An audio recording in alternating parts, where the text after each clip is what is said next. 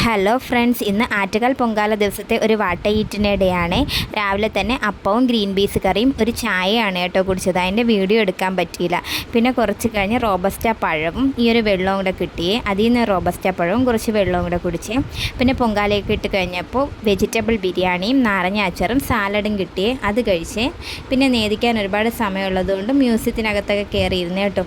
അവിടെ വെച്ച് ഞാനും ചേച്ചിയും കൂടെ ഒരു മാംഗോ ബാറും ഒരു ചോക്കോ ബാറും കൂടെ കഴിച്ചേ. പിന്നെ കുറച്ച് കഴിഞ്ഞപ്പോൾ ഈ ഒരു പുറത്തുചക്കയും മാങ്ങയും മുളകും ഉപ്പും കൂടെ ഇട്ടത് കഴിച്ചേ.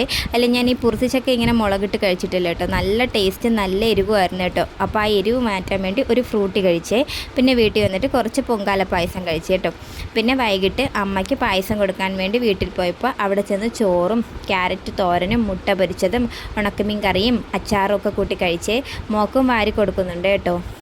അതിനുശേഷം തിരിച്ച് ചേട്ടൻ്റെ വീട്ടിലെത്തിയപ്പോൾ നല്ല ചൂട് കഞ്ഞിയും പയറും ഉണ്ടായിരുന്നു കേട്ടോ. അതിൽ നിന്ന് കുറച്ചും കൂടി കഴിച്ച്. അപ്പോൾ ഇത്രയേ ഉള്ളൂ ഫ്രണ്ട്സ്. എല്ലാവരും എൻ്റെ ചാനൽ സബ്സ്ക്രൈബ് ചെയ്ത് കൂടെ കൂട്ടണേ.